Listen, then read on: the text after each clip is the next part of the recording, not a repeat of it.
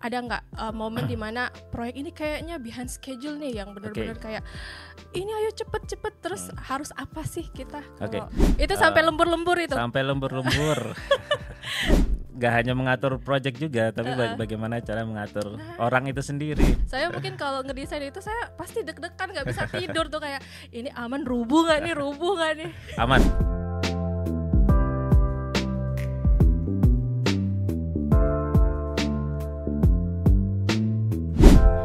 Sobat Multibangun, apa kabar? Bertemu kembali di Multibangun Podcast dengan konsep terbaru Multi Talk, di mana ngobrol bareng antara akademisi, praktisi, dan konten kreator yang akan membahas tentang dunia konstruksi, teknik sipil, dan geosintetik. Bersama saya, Dwi Agrina, di channel YouTube Multibangun. Sobat Multibangun, hari ini kita kedatangan tamu istimewa nih, Bapak Chris Sandi. Halo Bapak. Ya, Halo, beliau merupakan seorang desain dan project manager ya Bapak ya di PT betul. Multibangun Rekatama Patria. Oke, baik Bapak, terima kasih banyak nih Pak sudah meluangkan waktu. Kita sudah arrange nih sebenarnya udah beberapa bulan yang lalu ya nih Pak. Karena Bapaknya sibuk, sepertinya proyek lagi banyak-banyaknya ya Pak. Alhamdulillah luar biasa, ada aja. Mudah-mudahan proyek makin banyak, makin jaya kita nih Pak. Alhamdulillah, insya Allah. Jadi Bapak Chris Sandi, mungkin karena ini Multi Talk yang pertama nih Sobat Multibangun, kita mungkin ngobrol-ngobrol ringan ya Pak ya. Santai aja Du ya. Santai. Kita mau tahu nih Pak tentang perjalanan karirnya Pak Chris Sandi. Boleh. Mungkin akan relate juga sama Sobat Multibangun yang mungkin sekarang lagi kuliah ataupun yang sedang bekerja juga di dunia konstruksi. Mungkin ada yang relate juga, ada yang juga punya cita-cita nih menjadi seorang project manager juga gitu Bapak. Mungkin pertanyaannya kita mulai ya Pak ya. Boleh Dwi, silakan. Ya, Pak. Jadi Dwi pengen tahu dulu nih perjalanan karirnya Pak Chris Sandi. Gimana sih ceritanya dari lulus terus bekerja sebagai apa dan mungkin bekerja di mana? Terima kasih Dwi. Ya. Aku cerita dari kuliah aja kali ya. Kuliah. Aku masuk di Bina Nusantara University di tahun 2008. Binus, betul, yang masih di Kebonjeruk ya. Kemudian lulus tahun 2012. Itu 4 tahun tuh langsung dengan jurusan teknik sipil. Wow, 2012 lulus tahun kemudian langsung melamar di Multibangun Rekatama Patria ini, Dwi. Langsung. Jadi dulu nggak langsung jadi project manager ya pastinya. Jadi awal masuk itu jadi design engineer. Betul. Merintis dulu dari design engineer, kemudian bekerja selama 6 tahun dulu ya, Dwi. 6 tahun, kemudian selanjutnya baru dipromosikan oleh Multibangun ini menjadi project manager. Setelah melewati beberapa proses lah, tahapan proses. Prosesnya lumayan 6 tahun sih sebenarnya. Betul. Untuk umur Pak Chris Sandi sendiri ya, terbilang muda loh Pak menjadi project manager. Luar biasa nih. Kita kulik nih ya Sobat Multibangun, gimana sih caranya supaya bisa jadi project manager gitu ya. Keren banget. Boleh Dwi. Jadi mungkin boleh cerita dulu Pak, saat role menjadi engineer itu seperti apa sih Pak? Terus ketika akhirnya dipercayakan menjadi project manager, itu kan ada pergantian role nih.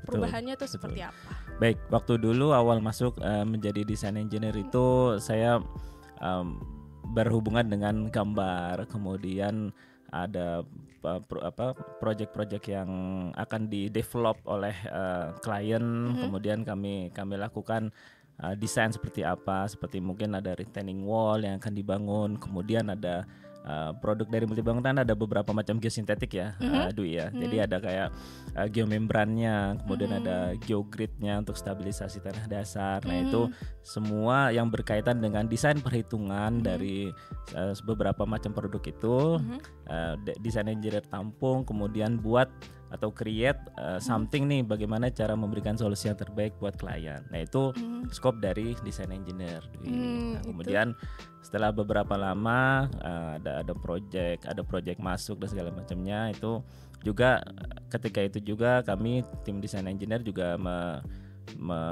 melihatlah bagaimana si project itu bisa berjalan dengan baik. Kemudian mungkin perusahaan melihat nih bahwa kami ini udah siap nih untuk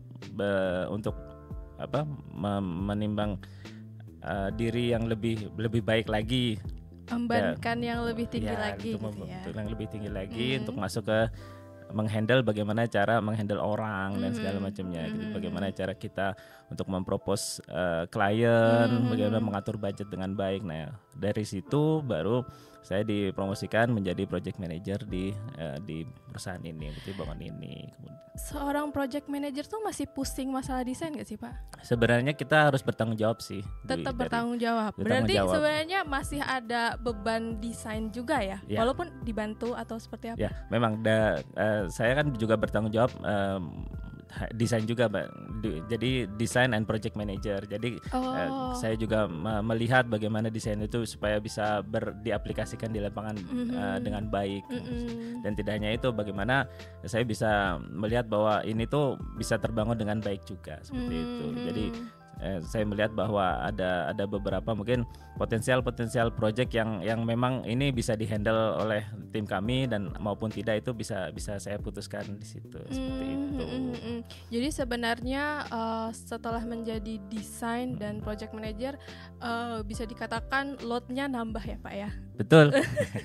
Loadnya nambah, terus challenge-nya pasti lebih nambah. Nambah. Tadi Dwi sempat dengar kalau misalnya jadi project manager itu nggak cuman berhubungan sama desain aja, juga berhubungan dengan tadi orang ya. Terus betul, bagaimana cara menghandle orang, kemudian budget, kemudian bagaimana kita bisa mempropose desain kita atau project kita ke klien seperti itu. Jadi memang penuh tantangan sih. Tantangannya banyak ya. Dan tidak hanya satu project kan, ada beberapa project yang jalan sekaligus. Ini kita mau kulik satu-satu nih tantangannya. Silakan, Tadi kan Bapak bilang ada challenge-nya itu ngatur orang, terus ngatur budget, sama gimana sih supaya klien itu akhirnya deal nih sama kita. Mungkin satu-satu dulu. Mengatur orang Pak, pernah nggak sih punya tantangan terbesar ketika menghandle proyek, merasa sulit banget nih untuk ngatur orang-orangnya gitu, entah engineer-nya, entah yang di lapangan, pernah nggak sih Pak? Ya ada sih Dwi. Kalau mau diceritakan boleh di-spill kali Pak. Boleh. Jadi ada satu project yang di luar kota ya. Di luar kota. Project di luar kota. Kemudian kami meng-hire ada mandor lah, atau enggak ada supervisi atau orang lah di area sana. Harus di area sana kan Dwi. Jadi orang lokal ya. Harus orang lokal. Jadi memang harus diserap lah sebagian orang di sana gitu. Berdayakan betul. Nah, satu hari memang berjalan nih, awalnya berjalan dengan baik, kemudian ada sampai satu titik di mana belum ada setengah perjalanan dari project, bahkan. Lalu? Nah itu orang lokalnya meninggalkan gitu saja.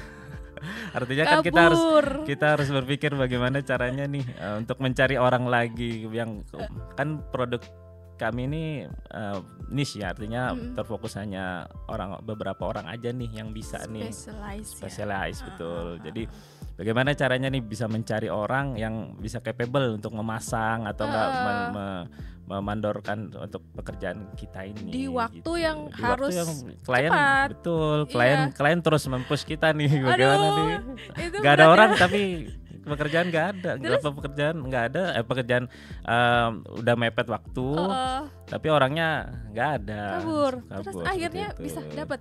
Ya kita muter otak. Ya itulah bagaimana cara kita bisa memberikan solusi cepat, bagaimana caranya biar bisa mencari orang di area sana, kemudian bisa menghandle orang-orang itu supaya tidak kabur lagi. Kan bahaya kan kalau misalnya kita 2 kali aja terkena seperti itu, otomatis customer atau klien kan sudah tidak percaya lagi. Iya, ini masalah trust ya. Jadi memang itu challenge banget sih. Dwi bisa merasa tuh kalau udah orang kabur kita bingung nih nanti ini gimana ngelanjutinnya. Tapi untungnya bisa dapat lah ya. Bisa dapat. Itu perlu training dulu nggak kalau misalnya ada yang baru, atau memang harus ada orang yang experience? Ya, otomatis kita harus mencari yang dekat juga dong. Artinya yang memang orang yang sudah bisa kita percaya Oke. untuk bisa dikirimkan ke sana seperti itu, dan bagaimana cara menghandle yang ketersisaan yang ditinggalin di sana gitu loh. Jadi Keren. ya itu challenge sih, salah satu challenge bagaimana Keren. cara mengatur orangnya seperti itu. Nah, iya, jadi kan udah bisa nih ngatur orangnya, misalnya Ya. ada yang baru lagi. Ya. Tapi kan nanti ada masalah selanjutnya nih ya, Pasti. hubungannya dengan waktu gitu ya, Pasti. schedule gitu ya. Kalau misalnya yang challenge masalah waktu nih Pak, pernah nggak sih kayak ada nggak momen dimana proyek ini kayaknya behind schedule nih, yang benar-benar kayak ini ayo cepet terus harus apa sih kita kalau sebagai Mungkin project melanjutkan manager? yang tadi nih yang kabur, otomatis kan Boleh. timingnya kan jadi mepet nih, Ah. yang harusnya anggaplah sebulan selesai, Ah. seminggu nggak ada orang, otomatis kan harus mundur, at least minimal 1,5 bulan.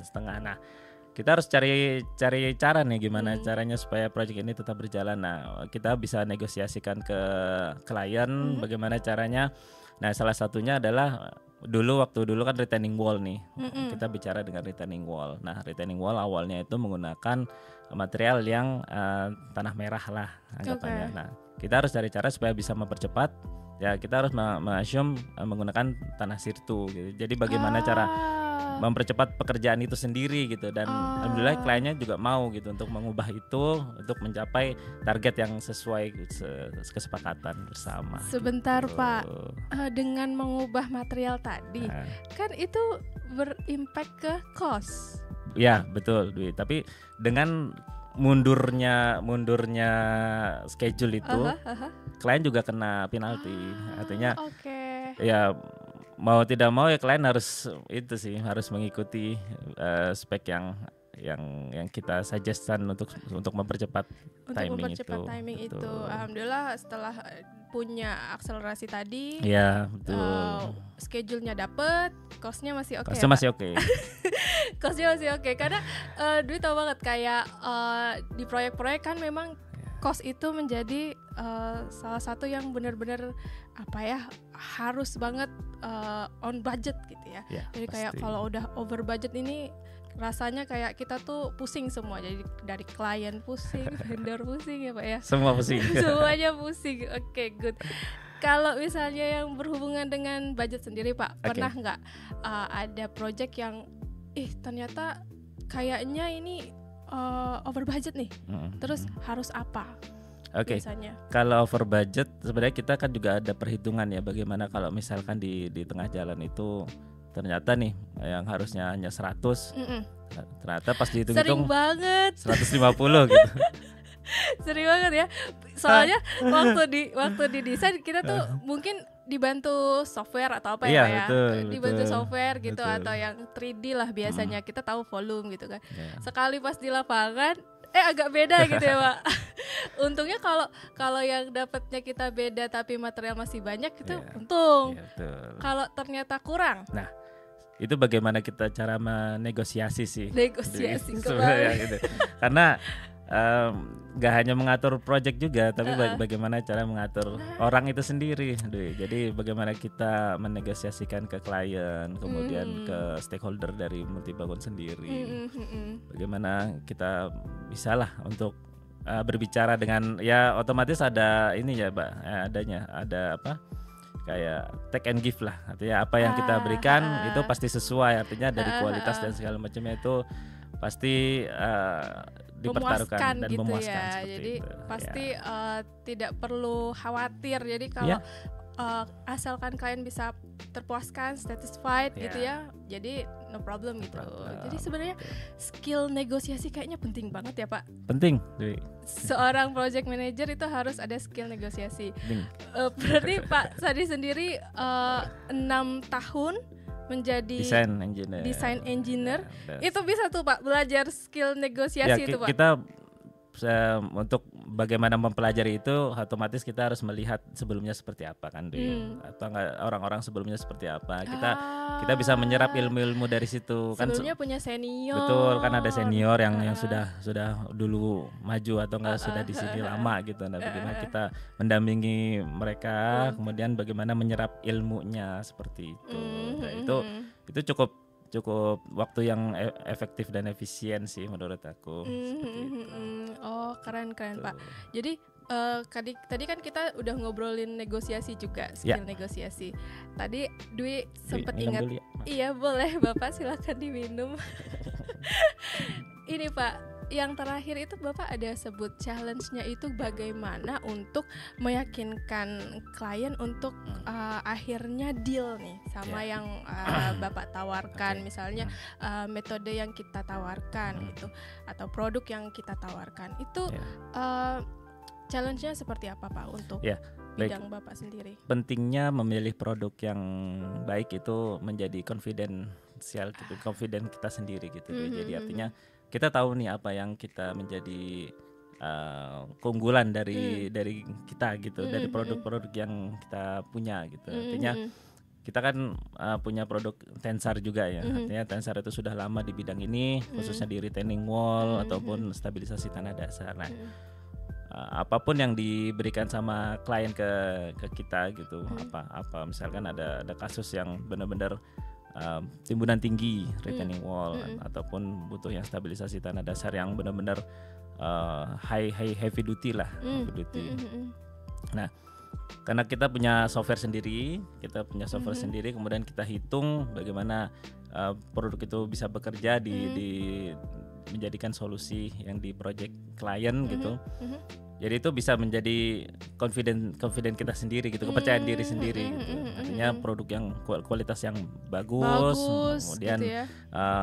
Apapun yang klien minta kita bisa handle, kita bisa urus gitu. Yaitu salah satunya kita bisa memilih produk yang baik itu penting sih.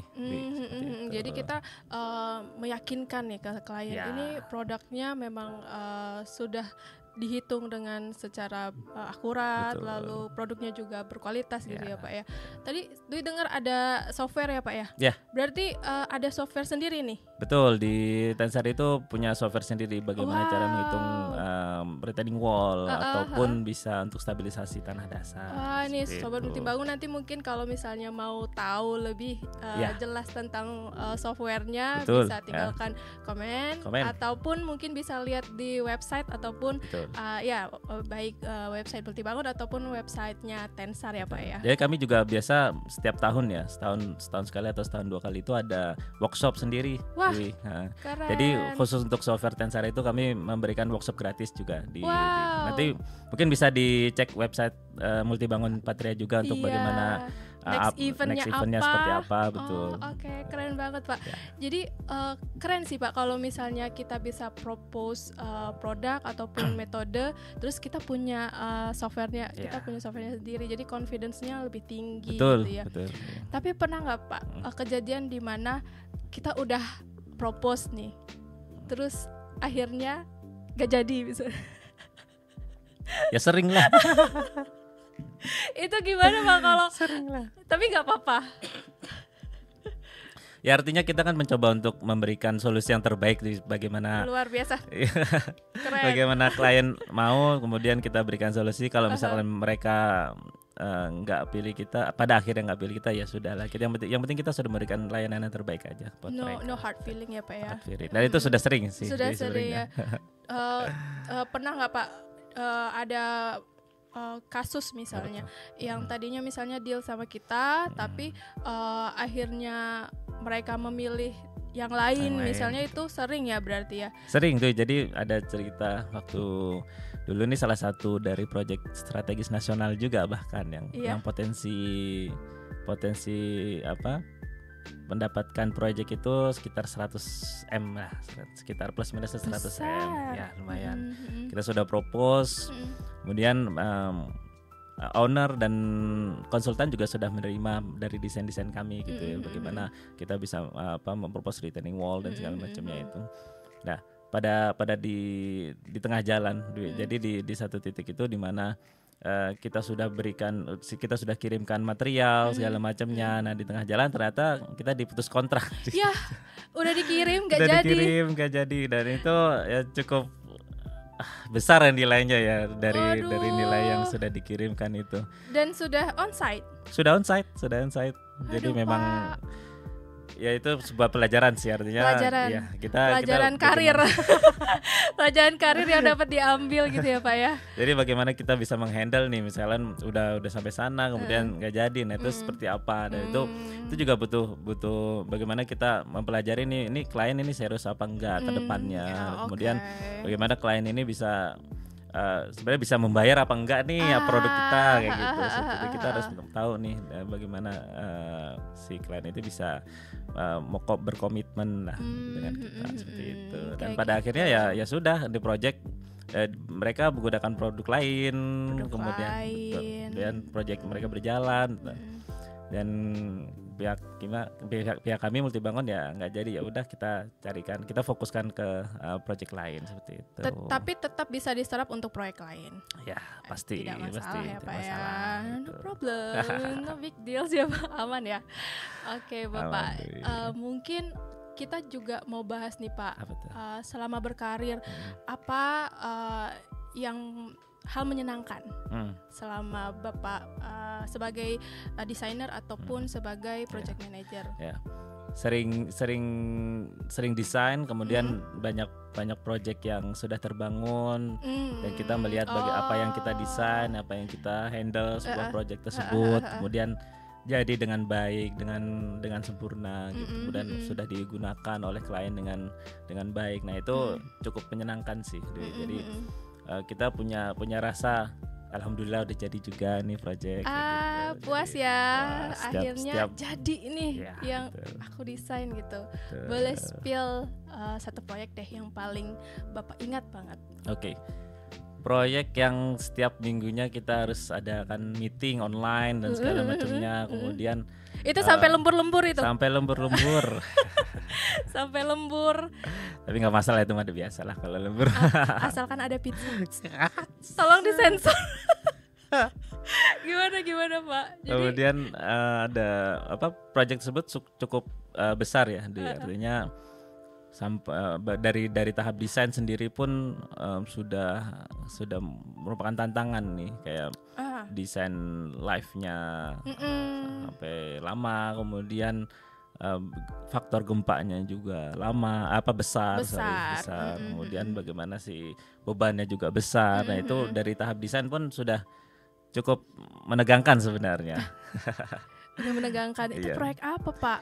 Ada di Sumbawa, di Sumbawa. Jadi total tingginya itu di 27 meter dan itu cukup menguras tenaga bagaimana desain itu bisa terbentuk seperti itu. 27 meter timbunan. Timbunan, betul. Wah, luar biasa. Itu desainnya nggak deg-degan itu Pak. Balik lagi ke yang tadi, pemilihan produk dan kualitas yang baik itu. Iklan dulu guys. Cakep. Jadi gini ya Pak ya, selama dihitung dengan benar gitu ya, kita dilengkapi dengan software yang luar biasa komplit ya, kita bisa bilang itu. Terus juga disupervisi dengan bagus gitu ya. Betul. Produknya berkualitas. Produknya berkualitas. Itu pasti insya Allah kita pede ya, confidence betul. Ya Pak ya. Berarti saya juga ikut bangga nih Pak, proyeknya 27 meter loh. Saya mungkin kalau ngedesain itu saya pasti deg-degan, nggak bisa tidur tuh, kayak ini aman, rubuh nggak nih? Aman. Masih stand still ya, masih berdiri. Ya. Keren banget. Ya sudah jadi di 2 tahun yang lalu lah. Wow, keren. Nanti kita boleh kali Pak ngobrol-ngobrol lebih detail tentang proyek itu ya. Boleh banget ya. Silakan. Terus nanti bisa Bapak ceritain gimana sih challenge dari proyeknya gitu pasti, ya Pak. Pasti. Tadi kan yang udah seneng-senengnya.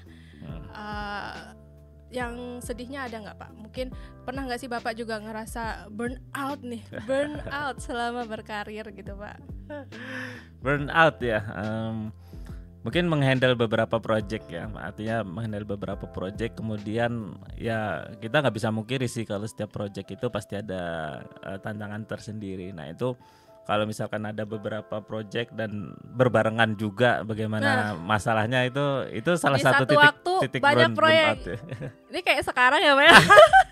Lagi handle banyak proyek ini, sahabat Multibangun, keren banget. Tapi masih mau menyempatkan buat ngobrol di podcast kita. Ya ini santai aja kan, santai aja. Keren banget loh Pak, Chris Andi luar biasa. Pak, pernah nggak Pak punya klien nih yang kayak tuntutannya kayak pengen sulap gitu, BIM salah BIM 1 bulan kelar gitu. Pernah nggak? Pernah ada satu project itu mungkin bisa dibilang 1000 meter persegi ya. 1000 meter persegi itu kita harus 2 minggu selesai, Dwi. Wah, 2 minggu. Terus Jadi lokasinya? kita harus lokasinya memang mudah sih di tengah kota. Aman macam. ya, aman. Memang itu targetin memang harusnya itu 1 bulan lah at least. Ya kita mau nggak mau harus mengikuti dong apa yang kemauan klien. Tapi klien juga sebenarnya harus mengikuti juga apa yang kita mau supaya kita bisa klop nih antara dua sisi, nggak hanya dari sisi kita. Yaitu seperti sekarang bagaimana mereka menyediakan alat yang lengkap, kemudian dari kita juga kan sudah full support supervisi, kemudian barang-barang segala macamnya itu kita sudah full support di lapangan gitu. Jadi memang ya balik lagi Dwi, kayak negosiasinya seperti apa, kemudian supaya untuk mencapai titik temunya seperti apa. Tapi akhirnya bisa tuh. Akhirnya bisa juga. Keren, luar biasa. Jadi tapi mungkin dibantu sama hujan ya, jadi agak mundur dikit. Itu alasan ya. Alasan klasik. Itu alasan klasik, tapi nggak boleh gitu ya. Emang sering sekali loh Pak hujan itu atau faktor cuaca menjadi alasan nih. Tapi sebenarnya enggak ya Pak. Emang yang namanya cuaca hujan itu emang nggak bisa kita apa-apakan ya. Emang itu walaupun kita harus menghadapi dengan putar otak ya Pak ya biasanya Pak. Iya, ya itu. Jadi namanya kita berhubungan dengan tanah juga ya, kayak retaining wall segala macamnya itu ya dari pihak kita ya mau nggak mau kita harus menunggu dong supaya kering dan segala supaya tetap kualitinya tetap terjaga gitu. Karena kayak nggak memungkinkan becek-becek gitu ya Pak ya. Tapi mungkin sebenarnya sekarang teknologi udah banyak ya Pak ya, kayak ada campuran yang bisa diberikan. Betul, itu juga gitu. bisa kita menjadikan solusi lah. Solusi mungkin nanti dicombine seperti itu ya Pak. Keren itu. banget sih Pak. Ngobrol-ngobrol bareng Pak Sandi ini sebenarnya banyak nih insight yang bisa didapatkan nih sama Sobat Multibangun. Wah, hampir setengah jam Pak kita ngobrol, luar biasa. Gak berasa ya Pak, cuman Dwi masih ada pertanyaan satu nih, penasaran. Boleh, jangan susah-susah. Enggak, ini pertanyaan terakhir sih. Dulu Bapak memang mau menjadi seorang teknik sipil atau dulu cita-citanya seperti apa? Dulu aku cita-cita arsitek sih sebenarnya. Arsitek, tapi kesini-sini agak belok dikit. Cuman kesini-sini waktu dulu kan arsitek nih, kesini-sini ternyata arsitek tuh harus bisa gambar, harus jago gambar. Lah, Pak Sandi? Aku gak bisa gambar, masalahnya itu. Jadi mau nggak mau kita harus lihat nih apa nih kira-kira yang mau membangun. Cuman gak bisa gambar nih apa. Ternyata ada teknik sipil nih, udah masuk ke teknik sipil mau nggak mau. Tapi teknik sipil harus bisa menghitung. Dan berarti, itu bisa lah. Pak Sandi memang senang ya. Iya, jadi mungkin Sobat Multibangun masih ada yang bingung-bingung. Nanti lagi mau kuliah misalnya, aku mau arsitek atau teknik sipil, mungkin bisa lebih tahu lagi ya bakatnya tuh seperti apa. Kalau arsitek kan banyak gambarnya. Sipil jadi kreatif lah. Sipil mungkin sedikit-sedikit masih ada gambar ya Pak ya. Tapi bisa pakai tools lah kalau sekarang. Aman ya aman, sebenarnya ya. Oke, good. Makasih banyak nih Pak karena kita udah ngobrol lumayan panjang nih setengah jam.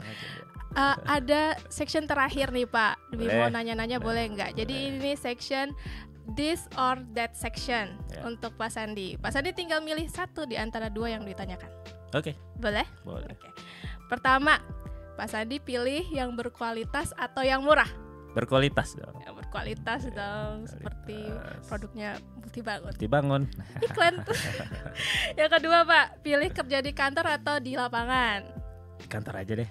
Di kantor aja, nyaman ya Pak ya. Yang ketiga, pilih budaya ambis tapi cepat naik jabatan atau work life balance tapi waras? Work life balance tapi naik jabatan. Bisa dong. Bisa ya. Bisa dong. Itu yang enaknya doang ya Bapak Amil. Terus terakhir. Nih kalau boleh ngulang nih, Bapak tetap milih teknik sipil atau arsitek deh lebih keren gitu. Tetap teknik sipil lah. Tetap teknik sipil ya, istiqomah ya. Istiqomah Emang passionnya itu teknik sipil gitu ya. Iya Pak Sandi, terima kasih banyak nih Pak Sandi. Sama-sama, udah Dwi. ngobrol panjang sekali, Sama-sama, banyak Dwi, sekali ya. nih yang bisa diambil nih sama sobat Multibangun semua gitu ya. Insight perjalanan karirnya Pak Sandi yang tadinya sebagai engineer ya Pak ya, Engineer. lalu sekarang menjadi product and project Project manager, manager, luar betul. biasa. Mungkin nanti teman-teman yang punya cita-cita menjadi project manager juga, ternyata seperti ini ya jadi project manager gitu ya Pak Krisandi ya.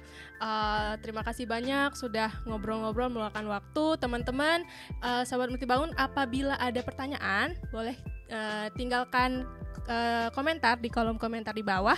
Jangan lupa di like dan subscribe juga channel YouTube Multibangun, dan jangan lupa untuk diikuti nih Pak semua media sosialnya Multibangun. Lupa Kita follow. punya Ya. kita punya Instagram, Ya. TikTok, terus LinkedIn juga. Nah, kalau misalnya teman-teman ada yang mau tahu tentang produk-produk Multibangun juga bisa lihat di www.multibangunpatria.com. Teman-teman, terima kasih banyak sudah mendengarkan dari awal sampai akhir. Sampai jumpa di Multitalk selanjutnya. Saya Dwi undur diri. Oh ya, Pak Kris, kita punya tagline nih Multitalk. Boleh gimana? Boleh saya ajarkan ya Pak. Gimana?